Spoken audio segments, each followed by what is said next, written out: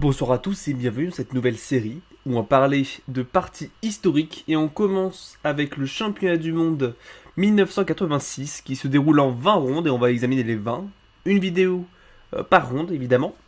Et aujourd'hui du coup c'est la première ronde, on commence par le début. Donc nos compétiteurs sont Johannes Zukertort qui était un joueur extrêmement fort et qui a régné un peu sur le 19e siècle, et Steinitz qui est un joueur historiquement légendaire, qui a régné sur toute la deuxième partie du 19e siècle, et qui donne son nom à énormément d'ouvertures. Donc ces deux noms, vous pouvez peut-être les reconnaître. Et du coup, dans cette première partie, Zukertort joue avec les blancs, et Steinitz joue avec les noirs. Donc ici, on va commencer directement. Zukertort qui commence par le coup D4, donc un coup qui est très logique. C'est un coup qui vient prendre le centre. Tout simplement, il empêche possiblement d'épousser E5, vous notez que là maintenant c'est contrôlé. Et du coup, les noirs ont deux choix principaux, soit ils viennent respecter la symétrie, soit ils veulent empêcher du coup ce coup de E4 avec cavalier F6 pour venir complètement contrôler la case. Mais du coup, Steinitz décide ici de jouer D5, respecter la symétrie. Ça empêche E4, et l'idée c'est que du coup c'est le coup le plus commun chez les amateurs. Et c'est le coup qui est considéré le plus classique, on est dans l'époque classique à ce moment-là. Et donc, ici, Zukertort a plusieurs choix. Soit il joue système de Londres avec fou F4 ici, soit il joue cavalier F3 pour simplement se développer. Il a même la catalane, possiblement avec G3. Mais il opte pour l'option principale. L'option principale est une des ouvertures les plus vieilles aux échecs, le gambit dame qui se caractérise par C4. L'idée étant simple, si jamais Steinitz venait à prendre ce pion, il viendrait tout simplement jouer par exemple E3, pour venir simplement récupérer le pion. Et en fait, il ne peut jamais défendre parce qu'il y aurait des A4 avec des gros problèmes sur cette diagonale, où la tour serait très dangereuse, ça serait très fragile. Et donc, globalement, ici, prendre est possible, mais c'est pas, on va dire, c'est un faux sacrifice parce que le gambit, on va récupérer le pion, peu importe ce qui se passe. Ici, du coup, Steinitz a plusieurs choix. Soit, du coup, il prend. Il a aussi le choix de défendre le pion. Soit il va défendre avec le pion C, soit il va défendre avec le pion E.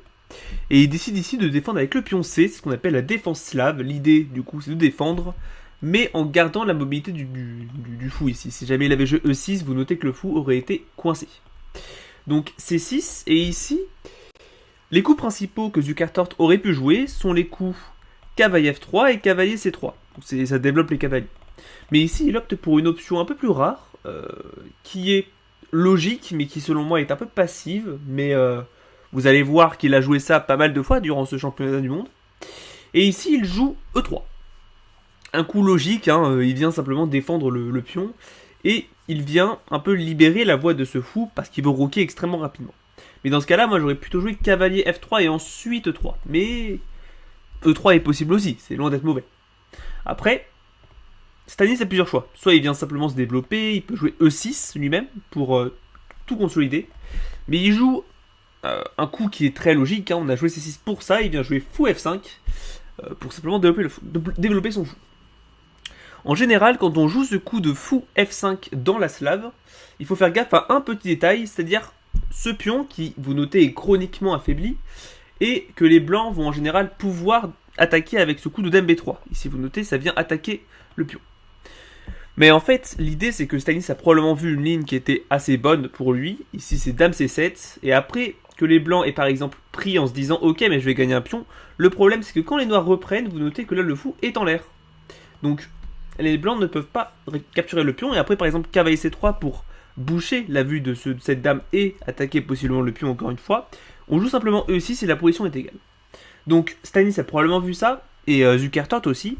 Parce que du coup, Zukertort a décidé de ne pas jouer dame B3, mais de plutôt jouer un coup qui est très logique, cavalier C3, développe le cavalier et vient possiblement mettre pression sur le pion central, sur quoi Steinitz joue E6, et on connaît cette structure qui est extrêmement similaire à la Caro-Kann pour les joueurs de E4, mais cette fois-ci c'est contre D4, et en soi, vous notez déjà que les noirs mettent tous les pions sur case blanche, vous notez qu'on a cette petite pyramide, et ils ont réussi à sortir leur fou avant de fermer cette pyramide, et ça ressemble un peu au système de Londres aussi. C'est souvent le principe du système de Londres, sauf que là c'est avec les noirs. Donc là maintenant, Zukertort doit trouver un coup. Et il joue ici cavalier F3, très logique, sur quoi Stanis joue un coup qui peut paraître un peu mystérieux en premier lieu, mais qui est très logique. Ici, il joue cavalier D7. Et on pourrait se dire, ok, mais pourquoi faire? Vous nous avez déjà vu la flèche jaune hein, que j'ai mise. En fait, c'est juste parce que si jamais on joue par exemple cavalier F6, qui serait un coup logique de développement pour jouer ensuite fou D6 ou fou E7 puis petit roc, eh bien, Zukertort aurait probablement eu ce petit coup de cavalier H4 pour venir prendre cette paire de fous. Vous notez que toutes les cases sont contrôlées. Et c'est pas si clair, hein, c'est pas si clair, parce qu'après par exemple fou E4, F3, et bien Zukertort est obligé de venir en arrière, de Stanis je veux dire, et de donner ainsi la paire de fous pour le cavalier en H4. Donc ici, Stanis a décidé de ne pas rentrer dedans, il a simplement joué cavalier D7 pour empêcher, du coup vous notez ce cavalier H4 qui serait maintenant en prise par la dame. Donc ici nous avons Zukertort qui joue un coup assez positionnel hein, et assez lent selon moi. C'est ce petit coup de A3 pour venir complètement empêcher possiblement des coups de fou B7, fou B4. Ça prend aussi un peu d'espace, ça peut préparer un coup de B4 lui-même. Mais globalement, c'est un peu lent. Là ici, par exemple, il aurait peut-être dû, selon moi, jouer un coup de fou D3 pour échanger ce très bon fou noir contre ce fou blanc qui est assez mauvais. Et ça joue quoi. A3 est complètement jouable. Sur quoi Stanis continue à se développer, hein, il joue fou D6. Et là, Zukertort va prendre une décision qui va un peu orienter la partie sur un peu une attaque, on va dire, inversée, dans le sens où les blancs vont attaquer à une aile et les noirs vont attaquer à l'autre. C'est un coup qui m'a l'air un peu imprécis, très, très personnellement, mais s'il l'a joué, c'est qu'il considérait que c'était jouable. Pour vous dire, ici, actuellement, après le coup C5, qui est le coup de la partie, selon ma base de données Lichess, j'ai 1076 parties jouées par des gens sur Lichess et 55% des parties sont gagnées par les noirs. Donc c'est pour dire que la position est bien plus naturelle à jouer avec les noirs qu'avec les blancs. Parce que du coup, les noirs gagnent beaucoup plus. Donc ici, on peut très vite décerner que les blancs ferment complètement la position. Ils vont vouloir tout balancer à l'aile dame, hein, parce que c'est là où ils ont le matériel et tout ça, l'espace. Et les noirs, eux, vont essayer de jouer plutôt à l'aile roi. Voire même, quand les gens jouent C5 dans ces positions avec D4, avec cette petite pyramide, en général, les noirs vont même souvent essayer de jouer E5 pour venir contre-attaquer au centre. Et ici, d'ailleurs, Stanis, bon, son fou est attaqué, il revient tout simplement. Zukertort joue B4, hein, il oriente son jeu vers l'aile dame, comme on l'avait dit. Mais, comme je vous l'ai dit, ça gagne beaucoup plus pour les noirs. Et ici, Stanis qui trouve le coup logique de la position, c'est-à-dire E5. Pour venir simplement contrer complètement l'approche des blancs, on va dire. En général, quand l'adversaire joue sur une aile, et ici c'est l'aile dame, on va essayer de rétorquer soit sur l'autre aile, mais si possible, on va essayer de rétorquer au centre. Parce que du coup, comme ça, on aura plus d'espace. Pour venir manœuvrer nos pièces, là ici, comme ça, on aura plus d'espace, par exemple, manœuvrer ce cavalier à l'aile dame, ou même ce fou, par exemple. Donc, Stanis ouvre le centre, et ici déjà, Zukertort va faire une erreur. C'est pas une erreur, c'est imprécis, mais c'est un coup que je considère extrêmement douteux. C'est presque une erreur, parce que ça donne déjà un avantage au noir, même s'il est assez petit. Ici, il joue fou E2, qui autorise le coup de E4, qui aurait été extrêmement problématique après, par exemple, cavalier D2 et dame G5. Et on voit que là, les pièces noires sont complètement ouvertes sur la faiblesse des blancs, c'est-à-dire leur aile dame, leur aile roi, autant pour moi, et globalement, c'est très très compliqué de survivre. Par exemple, si jamais on se dit, ok, mais je vais roquer, bah maintenant je te joue fou H3, et autant te dire que tu vas perdre du matériel, parce que là, il y a menace mat, et tu es obligé de bouger le pion, et maintenant je te prends la tour. Et j'ai une qualité de plus. Donc, globalement, c'est pour dire à quel point la position va être compliquée à jouer avec les blancs. Mais ici, Stanis, bizarrement, il ne joue pas E4. Juste aussi pour dire, ici, le coup qu'il fallait jouer avec les blancs, évidemment, c'est de prendre. Parce que vous notez que les noirs ont énormément de centre et ils menacent ce coup de E4, donc il faut prendre pour neutraliser cette menace. Et après, par exemple, cavalier prend E5, on joue, attention, on ne reprend pas le cavalier, mais on joue cavalier D4. On profite du fait que les noirs ne peuvent pas attaquer ce cavalier pour l'implanter au centre, et globalement, il est incroyable ici. Et après, par exemple, cavalier H6, la position est égale. Mais c'est pas si simple, hein, c'est pas si simple encore. Les blancs ont un peu d'initiative, mais les noirs ont quand même une position très solide et ils pourront peut-être jouer contre ces menaces, contre ces pions qui sont un peu trop avancés. Mais globalement, c'est c'est une position égale. Tout ça pour dire, après E5 du coup, notre Zukertort joue fou E2, et ici au lieu de jouer E4, Steinitz décide de un peu poser la position avec cavalier G-F6. Donc maintenant il se développe. Encore une fois, Zukertort aurait pu neutraliser l'attaque noire avec ce petit coup de D prend E5, sur quoi après cavalier prend E5, on a toujours ce petit coup de cavalier D4 qui donne une position égale comme on l'avait vu. Mais du coup, encore une fois, notre Zukertort décide de ne pas neutraliser la menace, il n'a pas peur de cette menace, mais du coup il joue à la place fou B2, qui vient simplement développer le fou. Mais c'est peut-être un peu trop... un peu pas assez prudent, on va dire. Et ici, cette fois-ci, Steinitz va trouver le coup. E4. Il vient attaquer le cavalier, le force à revenir en arrière, et on voit maintenant la menace des noirs.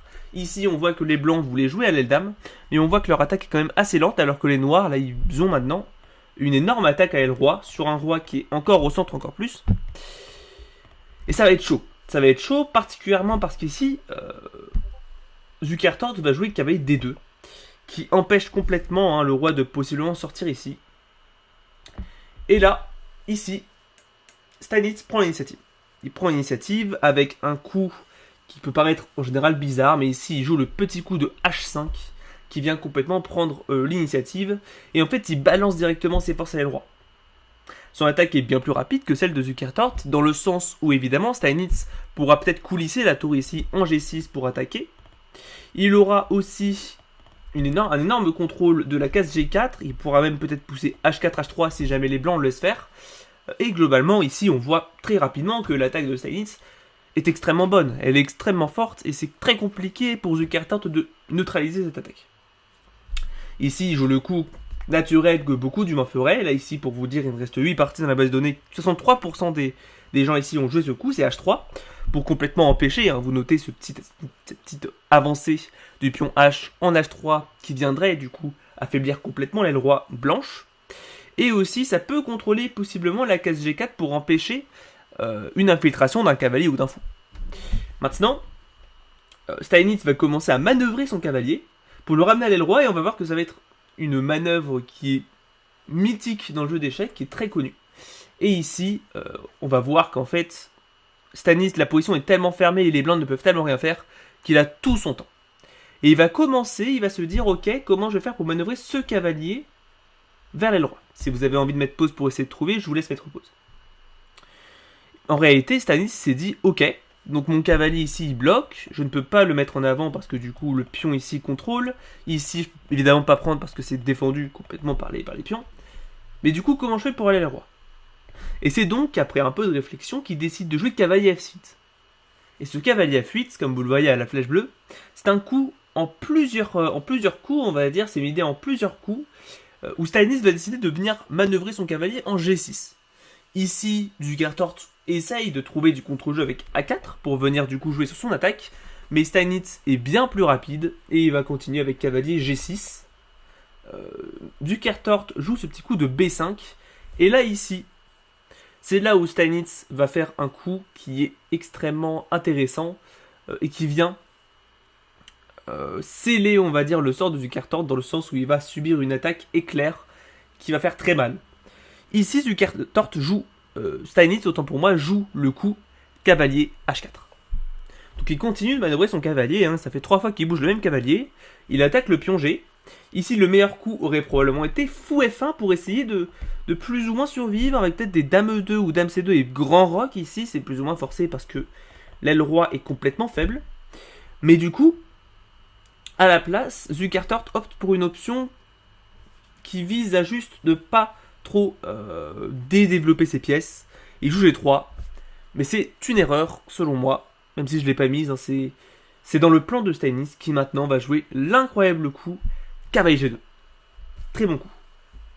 Ici, c'est échec, le roi blanc n'a qu'une seule case, c'est roi F1. Et ici, on peut se dire, ok, ouais, mais ton fou est enfermé, enfin ton cavalier est enfermé. Tout est défendu ici. Mais là, Steinitz va vous choquer un petit peu. Si vous voulez essayer de trouver le coup, vous pouvez. Mais ici, le coup, c'est cavalier prend H3. Roi A3, E3. Il sacrifie son cavalier. Ça fait une fourchette, hein, donc les blancs sont obligés de prendre, et on voit après fou prend G3. Les noirs ont sacrifié une pièce, mais ils ont gagné 2 pions. Et on voit que là, le roi, il est juste complètement dans les courants d'air. Le fou empêche toute sortie. Il est vraiment... Toutes les colonies sont bien ouvertes. Les pièces noires sont bien en activité, hein, contre son roi. Et il a juste amené sa dame et globalement, les blancs sont morts. Et ici, on peut comprendre que Zukertort ne se sentait pas très bien ici. Il a joué roi G2. Avec l'idée, en fait, hein, vous allez voir, ici par exemple, le fou est attaqué, donc Steinitz joue fou C7 pour venir essayer de remettre son fou en sécurité, mais de garder son influence sur ses cases. Et ici, Zukertort essaie de faire un coup un peu naïf, hein. Il essaie de faire une idée qui est un peu trop enfantine, c'est-à-dire Dame G1, avec l'idée, vous voyez, de fuir. Hein. Mais le problème, c'est que là, c'est un peu trop lent. Et Steinitz va venir enfin amener ses pièces avec ce petit coup de tour G1, de tour H6, je veux dire, pour moi, pour venir amener sa tour en G6, hein, tout simplement. Et après, roi F1, donc il essaie de faire son plan. Tour G6, dame F2, dame D7, pour défendre simplement le fou qui était attaqué. On voit que là, les blancs ont des problèmes quand même. Hein. Si jamais ils jouent par exemple roi E1, évidemment le problème c'est fou G3 ici. Donc pour moi là, c'est juste tourné en arrière. Fou G3. Et on voit que la tour a un important rôle parce que du coup, la dame est complètement clouée ici. Et vous perdez la dame. Donc on voit que le roi ne peut pas fuir. Donc qu'est-ce qu'ils font les blancs? Bon, ici ils jouent B prend C pour attaquer la dame, sur quoi Steinitz reprend du pion. Et maintenant, du coup, il va essayer de jouer tour G1, avec l'idée du coup de contrôler la case ici G3 pour empêcher ce fameux clouage. Je crois que les noirs jouent fou prend H3, roi E1, et ici on va voir à quel point les blancs sont complètement morts déjà. Ils jouent cavalier G4. Et là on voit le nombre de pièces qui commencent à se mêler à l'attaque. Vous voyez que là il y a 5 pièces que j'ai mises notées en pièces d'attaque, alors que le roi blanc n'est pas du tout en sécurité. En plus là vous notez, la dame est attaquée, le pion est attaqué aussi. Donc ils ont sacrifié, mais on voit déjà que les noirs ont récupéré 3 pions pour la pièce. Donc le matériel est égal. Et ils ont une initiative qui ne cesse de s'accentuer. Donc, autant vous dire que là, Zukertort, il ne devait pas être bien. Ici, il joue fou prend G, fou prend cavalier parce qu'il était plus ou moins forcé.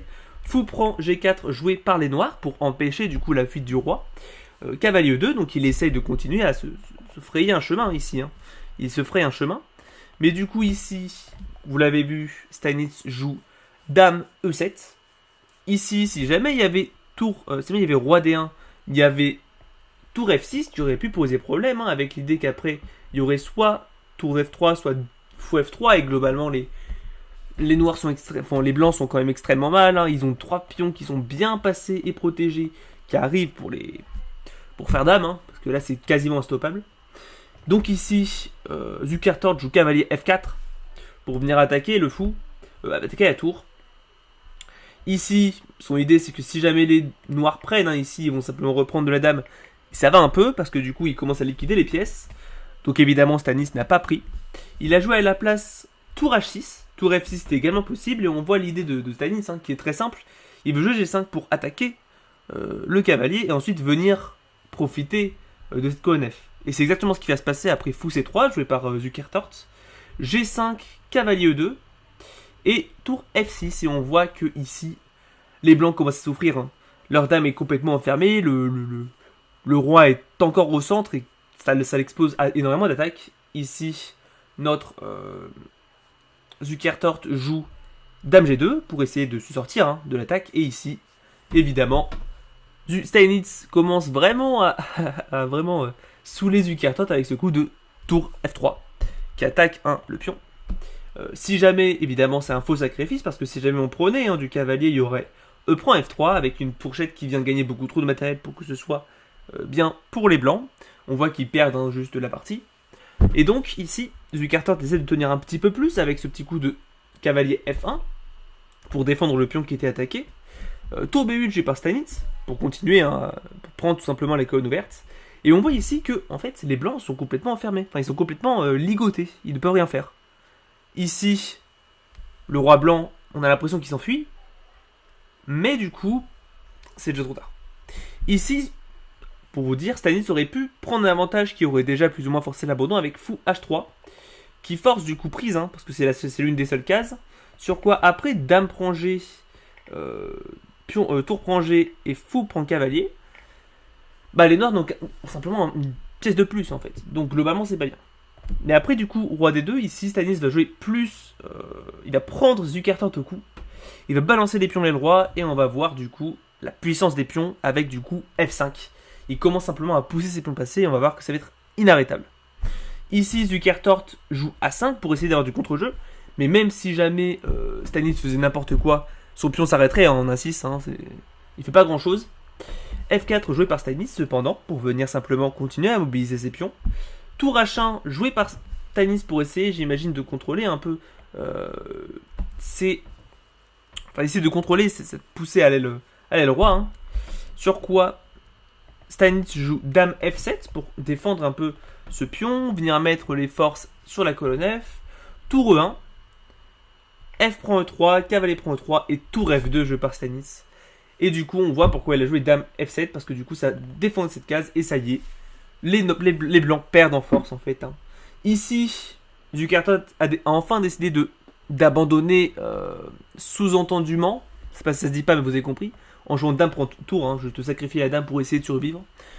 Mais Dame G1 aurait été un moyen de sauver la Dame, entre guillemets, mais ici, il y aurait eu fou prend cavalier, et après, tour prend tour, il y aurait eu tour prend tour, roi prend tour, Dame F3, et après, par exemple, roi D2, il y aurait eu simplement fou F4, et on voit que ça pose vraiment bien problème, parce que, après, par exemple, A6, fou prend cavalier, et dame prend fou, il y aurait simplement la tour qui serait en l'air à la fin de la ligne. Et globalement, c'est complètement perdant. Hein. Ici, il y a même, apparemment, dame G2 qui est mieux. Donc, globalement, voilà. Donc, ici, après roi E1, qui est du coup le coup qui est vraiment forcé, ici, il y aurait eu simplement ce petit coup de tour B1 échec pour venir récupérer la dame, avec une position complètement gagnante. Hein. C'était impossible de sauver la dame. Donc Zukertort l'a bien vu et il décide de sacrifier sa dame contre la tour. Donc après dame prend dame, il y a eu cavalier prend fou. Et ici évidemment prendre aurait été possible, hein, mais vraiment Stanis va faire preuve d'irrespect envers Zukertort en jouant ce petit coup de fou F4. Hein, le cavalier est cloué, hein. Ici c'est juste cloué. Roi C2 et maintenant il recapture. Venir ici en H8 ne poserait pas réellement problème parce qu'il peut simplement bouger et la tour est défendue. Vous notez par le fou ici en F4. Donc fou D2 joué par Zukertort pour essayer un peu de contrer. Mais ici après E3, le fou est attaqué. Fou C1, dame G2. Son idée est de revenir en E4. Roi C3. Roi D7. Tour H7 échec, roi E6, tour H6 échec, roi F5. Stanis s'enfuit tout simplement avec son roi pour s'enlever des échecs. Et on voit qu'il a beaucoup de matériel en plus. Hein. Ici, Zukertort joue fou prend pion. Et après, fou prend fou, tour F1. Évidemment, il ne peut pas prendre. Hein, il ne peut pas prendre parce qu'ici, il y aurait simplement cavalier, G3 échec. Et il est quand même complètement gagnant, mais c'est un peu abusé. Il perd un peu, il donne trop de chance au blanc.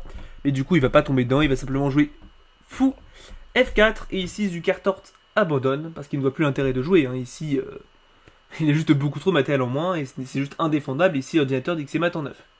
Donc pour finir en synthèse, cette victoire de Stanis c'est vraiment très belle. Hein. On voit comment la position qui se ferme peut bénéficier d'une attaque sur un roi qui est particulièrement au centre. On voit comment Stanis a vraiment profité du fait que le roi de Zukertort était vraiment au centre pour l'attaquer de toutes parts. Et on voit que Zukertort, peu importe ce qu'il faisait, hein, vraiment il perdait peu importe, hein. Il n'avait aucun moyen de survivre. Donc j'espère que vous avez aimé cette vidéo. Donc jolie victoire de Stanis hein, qui mène à présent 1-0. La ronde 2 sera demain sur ma chaîne. Je vous dis à demain pour la ronde 2 du coup. C'était Dragonnier Alpin. Tchuss.